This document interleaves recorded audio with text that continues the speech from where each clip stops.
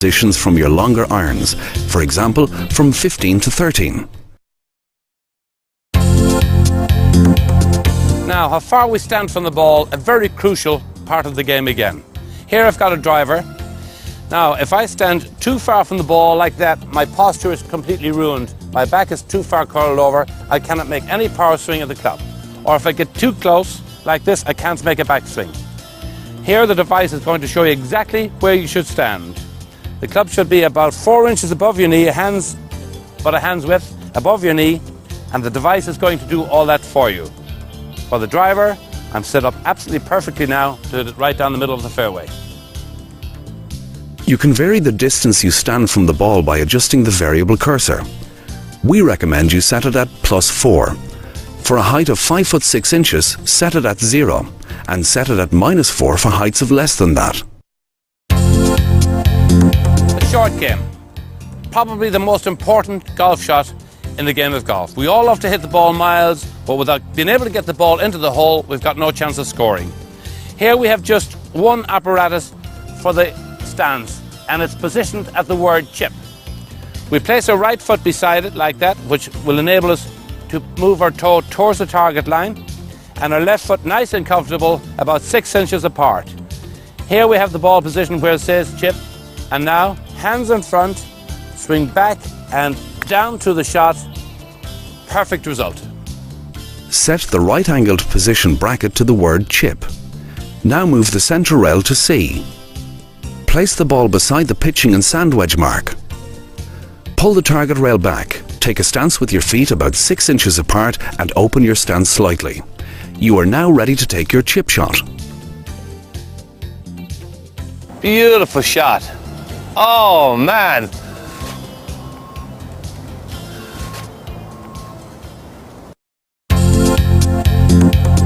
More than 60% of your shots are from 50 to 60 yards around the green, so alignment is very, very important if you want to get the ball close to the hole or into it.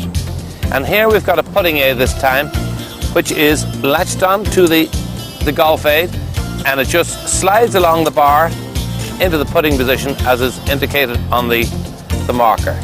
That's laying down there. You take the 1 foot stance this time only, and gently let it roll across here to where it says a putting mark right there.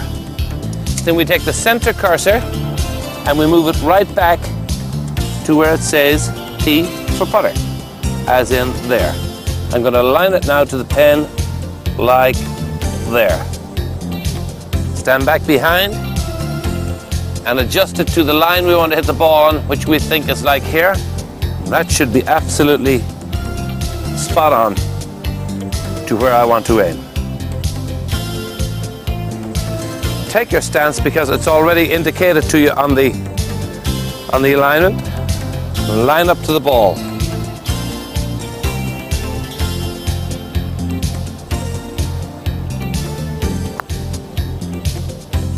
The alignment aid gives you fantastic confidence. You know that after practicing for several hours that you're leaving the practice ground knowing you have practiced hitting the ball on line. One of the worst things is walking away from practice ground with no confidence, feeling you're not sure were you aiming left or right. With the alignment aid, that absolutely cuts that out. I'd sum it up by being extremely light to carry, no more than the weight of a couple of golf clubs. It folds away so neatly, it packets right into your golf bag, and for something that does for me like 5-in-1 jobs, I couldn't be without it. As golfers, we can all appreciate just how difficult it is to hit fairways off the tee and green in regulation. Even the professionals find these tasks difficult.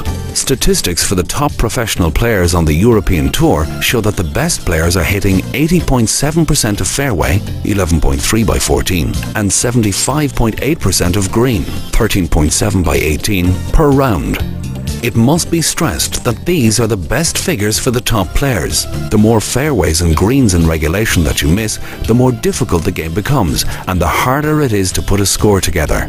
In an article published in the American Golf magazine under the title of Why Your Aim Stinks, experiments were conducted at the PGA Learning Center in Port St. Lucie, Florida, USA. The experiment was taken through the entire spectrum of golfers, from tour professionals to high handicappers over a range of different distances varying from 70, 130 to 190 yards and with a driver. The findings are as follows. 1. Tour professionals and low handicappers were more consistent at getting their alignment correct than were high handicappers. 2.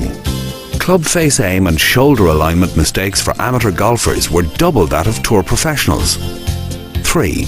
As target distance increased, alignment mistakes increased dramatically for all players including tour professionals.